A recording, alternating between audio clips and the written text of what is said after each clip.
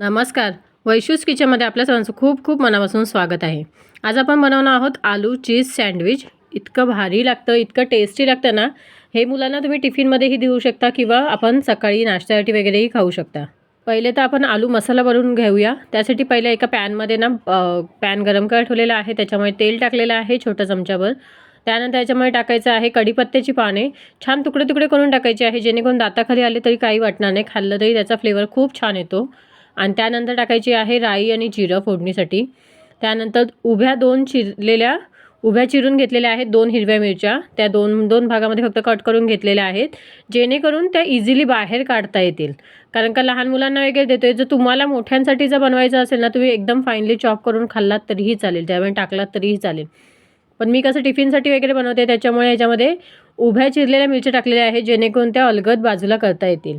आणि त्या मिरच्या आपण मस्त तेलामध्ये फ्राय केलेल्या आहेत, त्याच्यामुळे त्याचाही उपयोग आपण नंतर करणार आहोत. त्यानंतर मिरची तेलामध्ये छान परतली गेली की फाईन चॉप केलेला कांदा टाकायचा आहे. एक मोठ्या साईजचा कांदा घेतलेला आहे. त्यानंतर 3 बॉईल बटाटे घेतलेले आहेत, मी उकडून वगैरे ठेवलेले आहेत साल काढून. आणि त्यानंतर त्यांना किसूनही ठेवलेले आहेत. तुम्ही पाहिजे तर चॉप करून ठेवू शकता, पण मी ते कुठेही जाडसर असं राहता कामा नये त्याच्यासाठी किसून घेतलेलं आहे. त्यानंतर आता बघा इथे कांदाही मस्त सॉफ्ट झाले, त्याच्यामध्ये टाकायची आहे हळद. हळद टाकून व्यवस्थित कांद्यामध्ये परतवून घ्यायचा आहे. छान असा कलर आलेला आहे त्याचा हळदीचा. त्यानंतर 3 बॉईल मीडियम साईजचे 3 बॉईल बटाटे घेतलेले आहेत, किसून वगैरे घेतलेले आहेत. आणि आता ते त्याच्यामध्ये ट्रान्सफर करून घ्यायचे आहेत सगळे. त्यानंतर याच्यामध्ये टाकायचं आहे चवीनुसार मीठ आणि बारीक चिरलेली कोथिंबीर टाकायचं आहे. आणि पटकन मिक्स करून घ्यायचं आहे. एखाद्या मिनटात आपलं मस्त असं इथे आलू मसाला मग तयार होऊन जातो.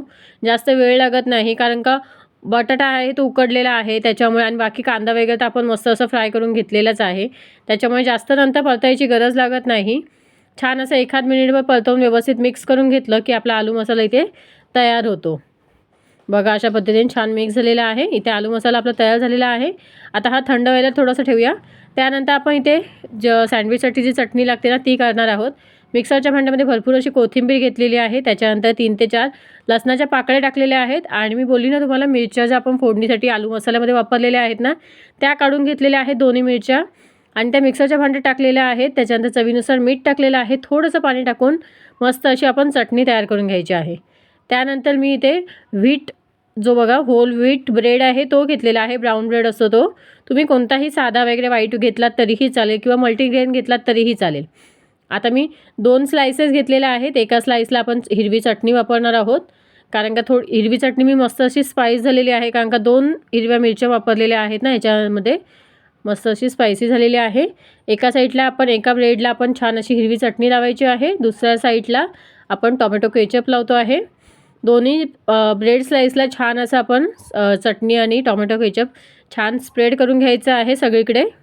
मस्त असं टोमॅटो केचप छान पसरवून झाला की त्याच्यानंतर जो हिरवी चटणी लावलेली आहे ना ब्रेडला, त्याच्यावर जो आपण आलू मसाला बनवलेला आहे तो त्याच्यावर ठेवायचा आहे. त्याच्यामध्ये जास्त तुम्हाला क्वांटिटी कमी जास्त तुमच्या आवडीनुसार करू शकता, पण एकदम ओव्हर पण जास्त चांगली वाटत नाही. 1 चमचाभर मी ठेवलेला आहे. त्याच्यानंतर व्यवस्थित तो छोट्या चमच्याच्या साहाय्याने स्प्रेड करायचा आहे एकसारखा. आणि एका लाईनीत व्यवस्थित आला ना, एकसारखा पसरला गेला की छान वाटतो एका लेवलला. आणि त्याच्यानंतर त्याच्यावर आता आपण ठेवणार आहोत एक पुराच्या पुरा चीज स्लाइस. आणि जो टोमॅटो केचपवाला ब्रेड आहे तो आपण त्याच्यावर ठेवायचा आहे आणि छान असं प्रेस करून घ्यायचं आहे. अशा पद्धतीने मी 2 ब्रेड इथे करून घेतलेले आहेत. छान असं सँडविच तयार करून घेतलेलं आहे. त्याला आता आपण टोस्ट करूया. तुम्ही सँडविच मेकरमध्येही करू शकता किंवा असं पॅनवरही करू शकता. मी पॅन गरम करायला ठेवलेला आहे, त्याच्यावर टाकलेलं आहे बटर छान स्प्रेड करून घ्यायचं आहे, जेणेकरून दोन्ही ब्रेडला व्यवस्थित लागेल. दोन्ही ब्रेड एकाच टायमाला आपण शेकवणार आहोत. पॅन मोठा आहे त्याच्यामुळे एका याच्यामध्ये एकाच वेळी राहू शकतात. आणि आता हे ब्रेड जे आहेत ते आपण दोन्ही सँडविच जे आहेत ते ठेवायचे आहेत छान. आणि इथे ना गॅसची फ्लेम एकदम लो ठेवायची आहे, जेणेकरून तो छान क्रिस्पी होईल बाहेरून. दोन्ही साईडून आपल्याला त्याला क्रिस्पी करून घ्यायचं आहे.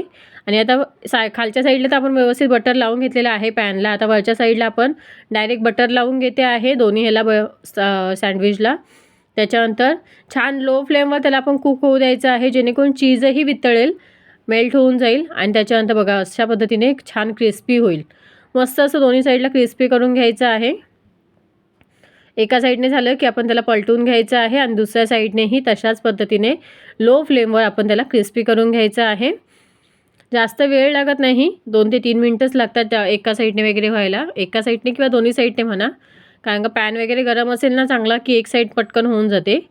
आणि त्याच्यानंतर अशा पद्धतीने आपलं आलू चीज सँडविच तयार झालेलं आहे आणि त्याला काढून घेतलेलं आहे.